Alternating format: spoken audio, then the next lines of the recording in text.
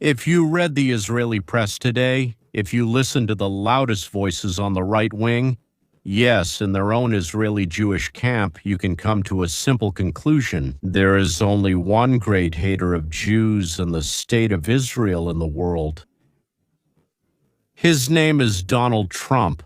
And now I'll tell you something that will make some people uncomfortable. The state of Israel on this entire planet, among 8 billion people in 200 countries, has exactly one true friend. Not half the world, not the Western community, not even a whole country, unfortunately, but half of one party in one country. And it's exactly this half, this single rope extended from the darkness, that today is being called traitors and scum in unison. How did we get to this point? How did we end up here? Let's go through it step by step. It's exactly this half of the party in one country that the Israelis are spitting right in the face of.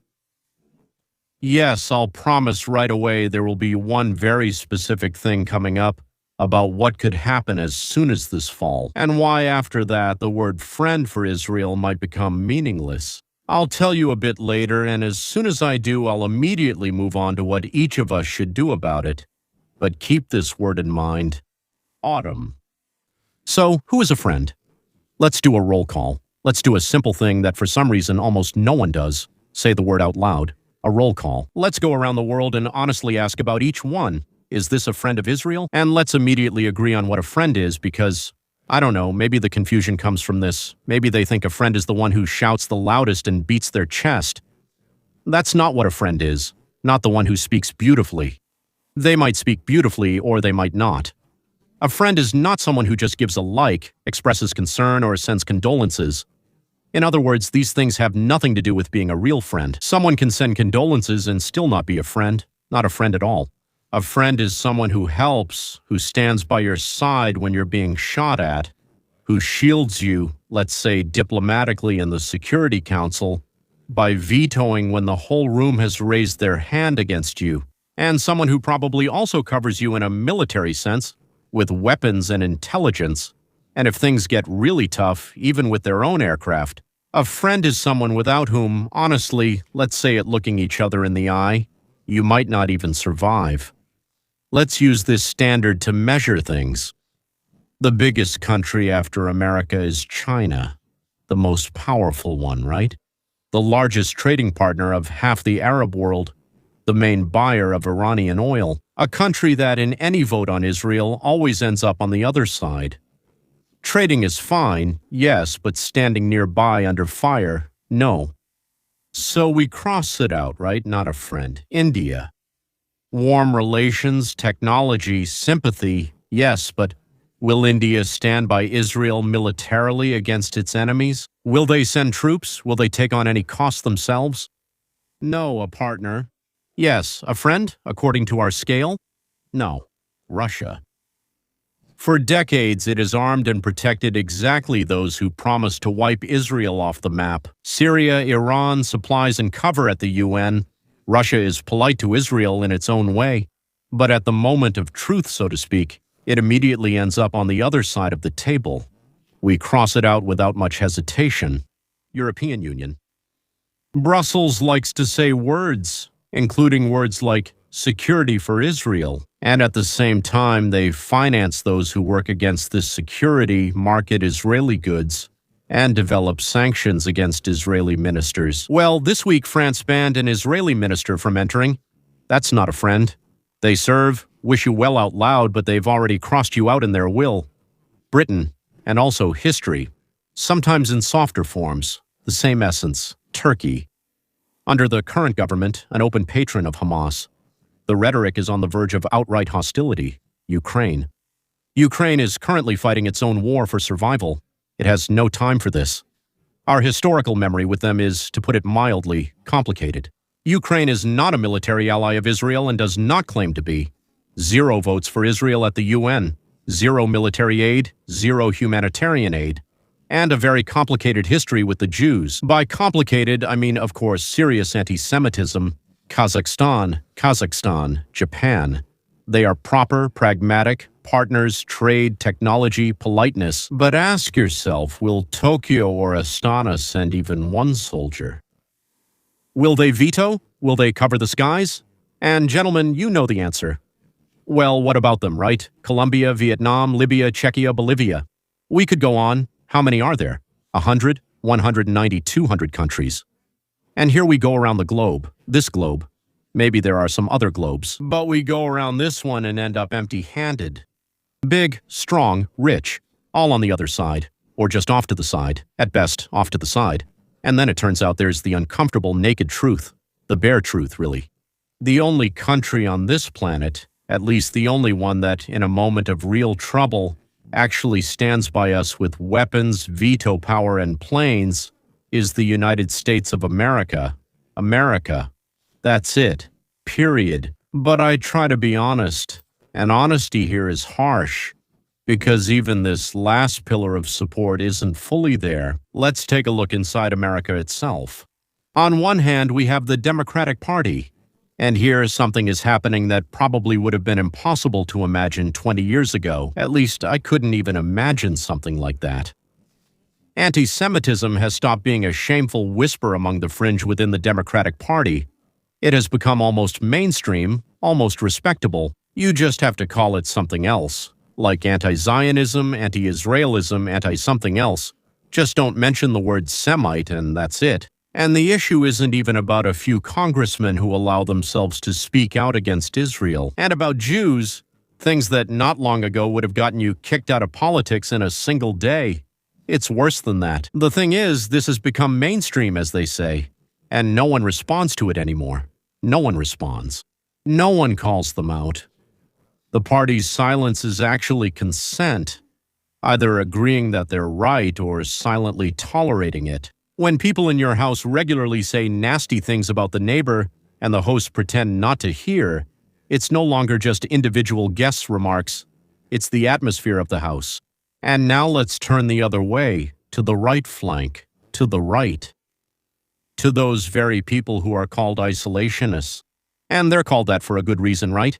And there too it sounds familiar. They say Israel is dragging America into foreign wars. Israel is harming American interests.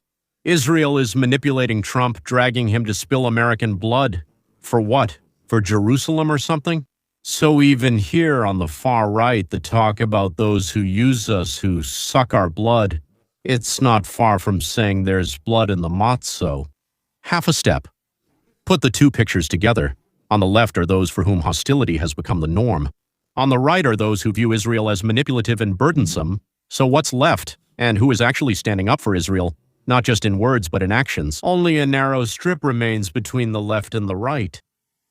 Half of one party, and not even the whole half. That's the only real friend. A thin, razor-like layer of people who carry the security of an entire nation on their shoulders. Gentlemen, why deceive each other? The security of an entire nation against the wind blowing from both sides. And here again is that thing I promised. And now you understand why it is so terrifying. If this thin strip ever really thins out completely for Israel in this world, on this planet, I'm not talking about others. And there will be no one left to rely on. But again, maybe God willing. But for now, you look to the left, you look to the right. There's no one. I'll tell you in a couple of minutes when this might happen and how close that moment is. Yes, right after we'll move on to what Trump is doing in this situation and why, strangely enough, he's being cursed for it. Gentlemen, a thin line. Remembered, right? And Autumn will remember too, so what did this hater of Israel do? Let's get back to our great anti-Semite, Donald Trump. Let's be dry, stick to the facts, no dramatics. What exactly did this monster do? He began the biggest buildup of American military aid in the region since the invasion of Iraq in 2003. He did what no president before him dared to do for, decades. He gave the order for direct American strikes on Iran, on bases on the infrastructure of the regime that openly promised to destroy whom? Israel. With his own hands, he involved the United States in Israel's war with its own pilots. Political risk. his own political risk with his own domestic costs, where half the press and half the party immediately started shouting that he dragged America in. Think about that, ladies and gentlemen, into the actions of this traitor. A dream that Israeli prime ministers had been lobbying for in Washington for years and never got. This man just went ahead and gave it. And he did it exactly when, by cold calculation, it would have been more beneficial for him not to do it. Because, as we said last time, I'll repeat briefly, about America and simple arithmetic. The arithmetic of interests. Yes, it exists. That's how everyone lives. That's how everyone lives. It's 100 times more beneficial to be friends with the huge Muslim world. 50 countries, oil, gas, markets, votes in the UN by the bundle. And against all this arithmetic, Trump stood up for a tiny ally. Yes, a serious ally. An ally that also gives something. Not just, so to speak, hanging around. Yes, but just tiny. And if you weigh all of them, those 1.8, 1.9 billion Muslims, how many are there? 7 million Jews in Israel. But that's not quite right, is it? That's what an Israel hater is. Remember this word next to it. We'll revisit these facts later. Yes, we'll come back to this a few more times. And now the answer. What was heard as soon as Trump, instead of endless war, moved toward a deal ending the hot phase, it was absolute. I can't even say how I reacted to it. Probably stunned. And here, allow me to digress into something personal for a few minutes. Because without this, you won't understand why. Why it must. Why it must affect each of us. Each of us on an incredibly, incredibly deep level. I came to Israel at the very beginning of 1900, not 1800, 1974, at the turn of 73 and 74. That was the first time I began studying the country's history. And you know what I realized? That the whole history of Israel is essentially the same repeating cycle, preparing for the next invasion. Then comes the invasion itself. Sometimes Israel manages to get ahead by a week or two. Sometimes they strike first at those who are already raising their fist. But every few years, from one side or another, someone inevitably attacks them, and everyone else at best just stays out of the way. Everyone else at best just stays out of the way, and at worst they help the attackers in one way or another. Some with money, some with weapons, some with cover, and some with silence. And every time, take note, Israel wins. It drives the enemy off its land.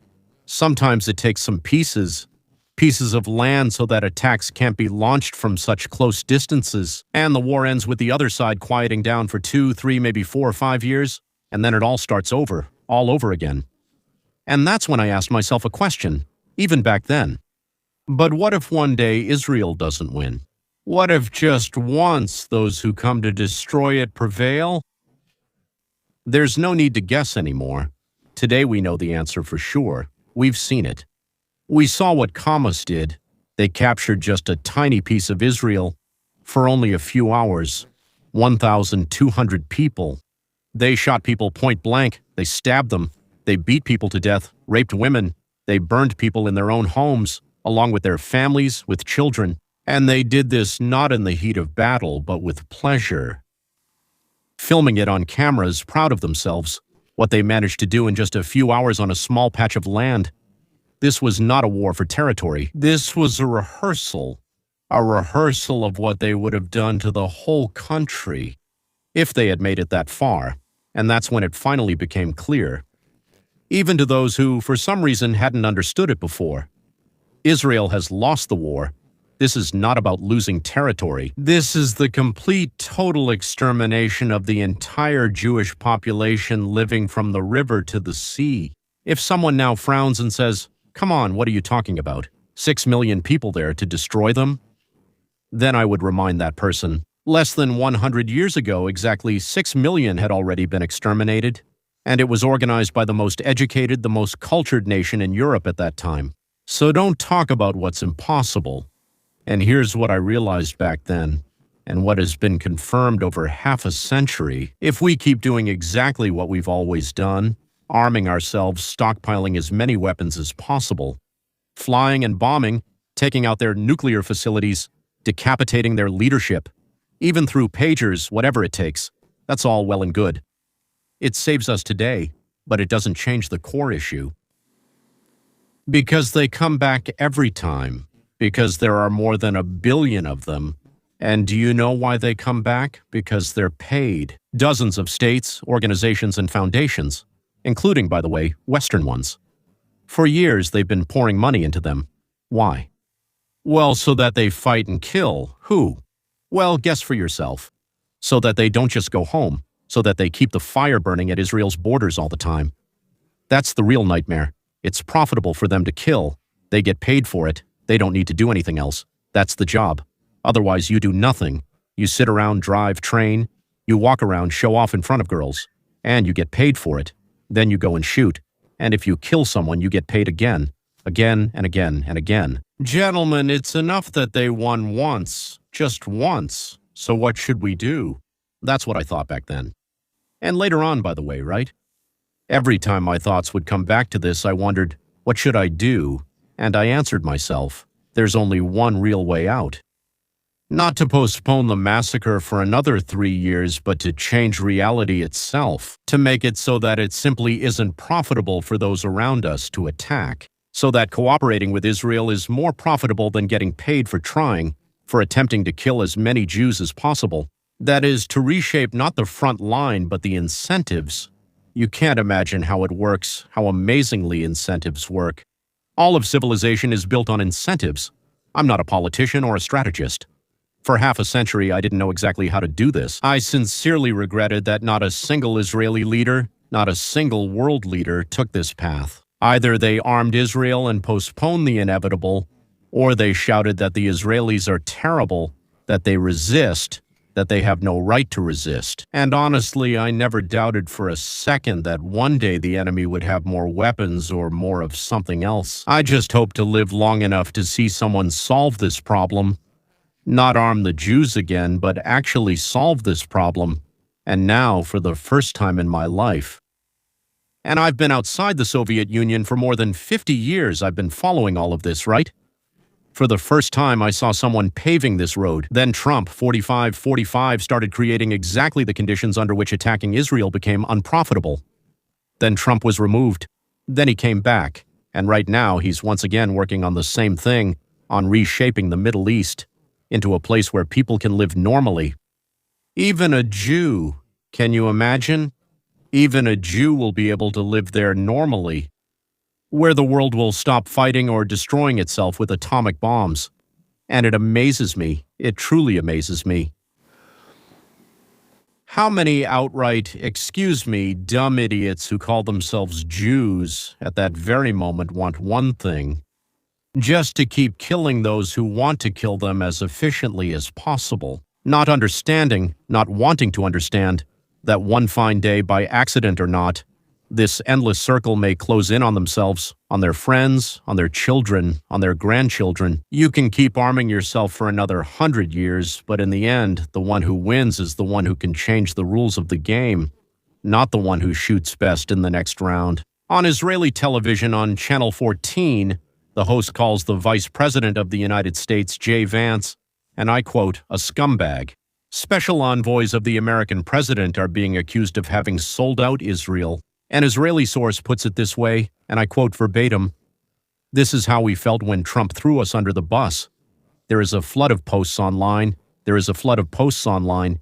Each one is scarier than the last. Traitor, turncoat, enemy, the prime minister, according to Axios, is furious.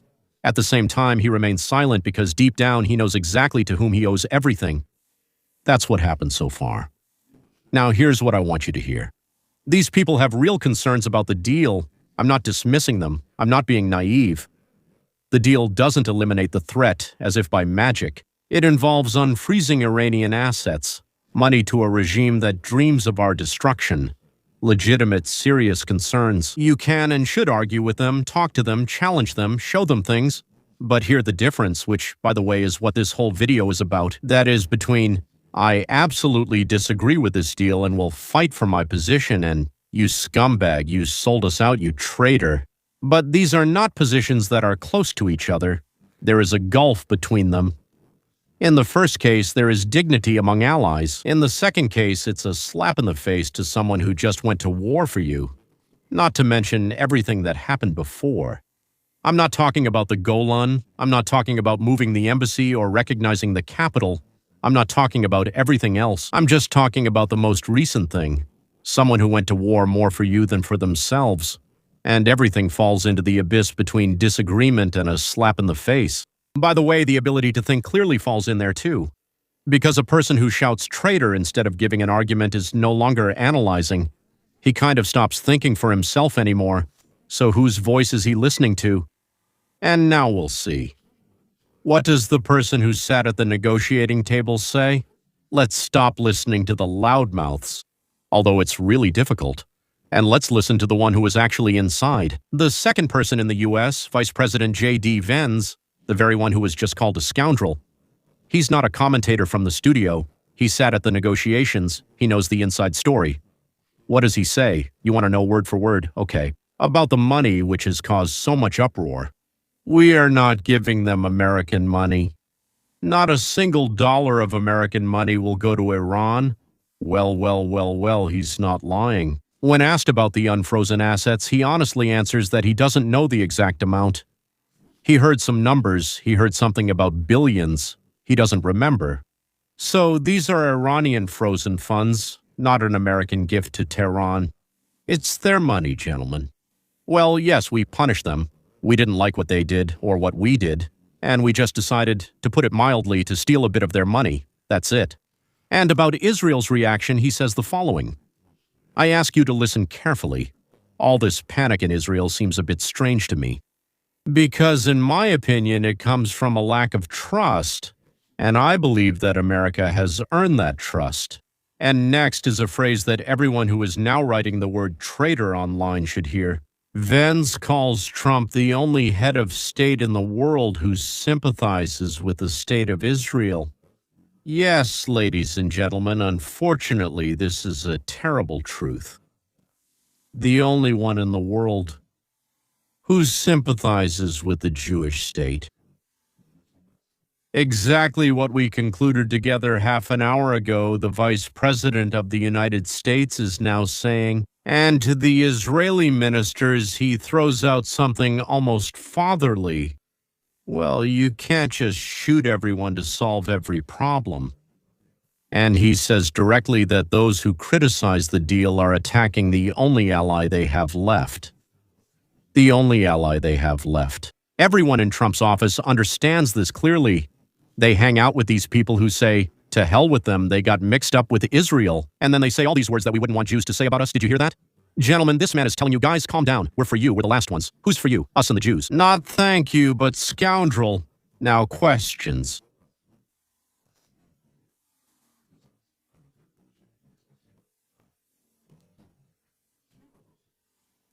The ones that were asked at the briefing, the ones being asked online, and the ones I'm sure are on many of your minds right now. Let me voice them and answer them honestly. First question, what if Iran deceives us and resumes its uranium program? The answer to this is a strict deadline set in the agreement. The final deal must be reached by August 17, otherwise Trump has directly promised to go back to using force. There's no trust in words. The deadline will cover everything in a haze. Second question. And Hezbollah, weren't they disarmed? That's right, and that's a legitimate concern. But let me ask you a counter question. Who has inflicted more damage on Hezbollah in the past 6 months? European resolutions or the strikes authorized by the traitor who supplied the ammunition? Third question, the main one, the very one I promised at the beginning. All right, let's say Trump is on our side, then what? Then comes that very autumn I've mentioned twice already, remember? Autumn, right? Autumn means November. Elections in America. And supplied it, mind you.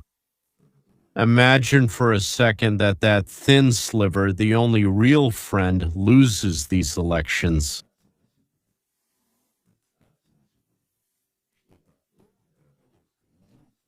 What if the critics come from the side where, as we said, hostility toward Israel has almost become a social norm to the point of extreme goals? It's not just that, and then Israel will be left without a veto in the UN, without planes, and without the only head of state who finances it. That's when Israel, as they say, will be left with nothing at all. In front of the whole world, which we just went through together and didn't find a single friend. And do you think anyone will feel any sympathy? Of course, they'll say they do. They'll say it.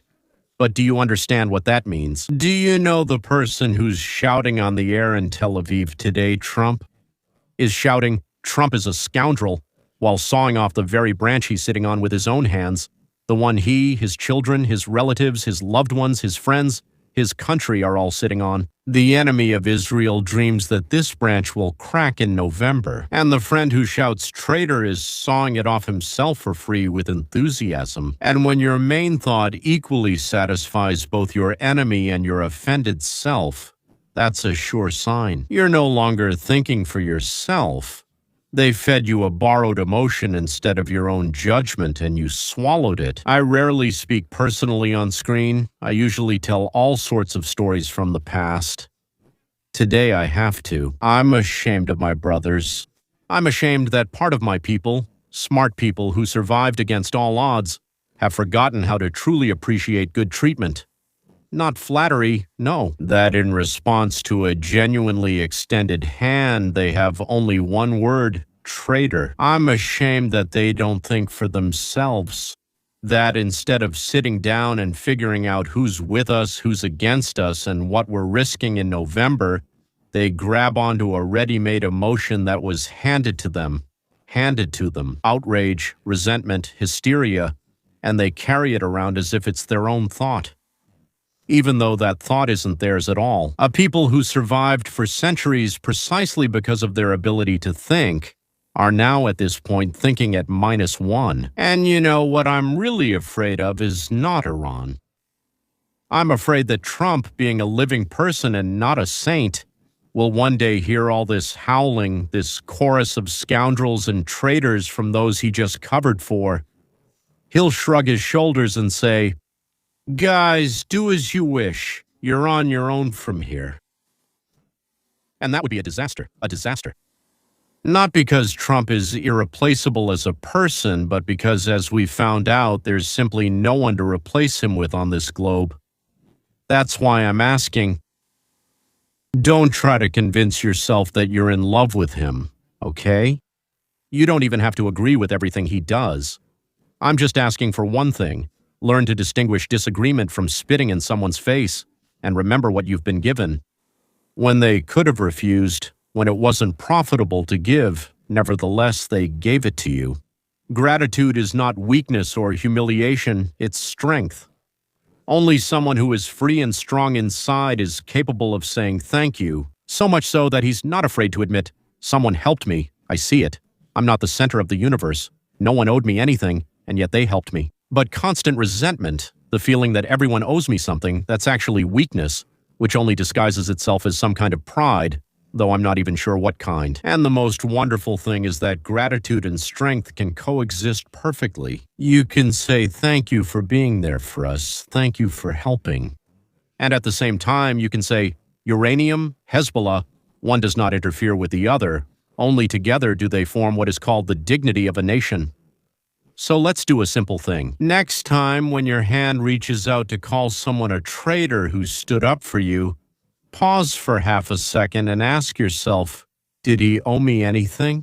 Are they obligated to do this for me? If the answer is no, and almost always the answer is no, so let your first response be not a curse, but that short word that is harder for adults to say than any swear word. You know which one. Say it yourself. I'll give you a hint. It starts with the letter T and ends with the letter S, usually with a capital letter and an exclamation mark. If this difficult conversation touched something inside you, or even if you disagree, give a like and subscribe. Every day we try to do honest analyses. News plus meaning, without convenient lies and without taking sides. I'm sure someone will unsubscribe from my channel today, and someone will say, damn, he's actually right. If you want a more concise explanation of why it's voluntary or really forced, and where this everyone owes me attitude comes from, I'll discuss it on my second channel. This is the Roadmap to Freedom, twice a week. Subscribe and we talk about it there. Yes, and something new. So I opened another channel on Telegram. It's called the same as this one, Leon Veinstein US. Well, look at what this one is called, and Weinstein US. Посмотрите, как называется этот, и найдите. Why might you need this? There I'll be posting things that don't always fit into videos, short thoughts, notes on the side. Sometimes there are long texts written out instead of spoken, because some things remain, well, I can't speak out 5 times a day there, right? So that's why some notes are left behind, and it's a shame. There are interesting thoughts, interesting observations, and someone's statements there. So, gentlemen, if what I think out loud resonates with you, then subscribe. You will find the link in the description below this video, and if for some reason the link isn't there or you can't find it, don't be lazy. Go to Telegram and just type in Leon in quotes in Latin letters, okay? Leon. Английскими буквами, латиницей, да? Weinstein US. Just like the name of this channel. Find it. And by the way, since you've watched this far, another completely unexpected question comes up from all of this. Why is it a gift and not a duty that lies at the foundation of any strong and free society? And how the quiet substitution of a gift with "I'm owed" destroys entire nations from within without a single shot being fired. That's a separate big conversation, and it will definitely happen soon. For now, remember today's lesson. Where you are given as a gift, where they give you gifts, you are not betrayed. Where they give you gifts, you are not sold. See you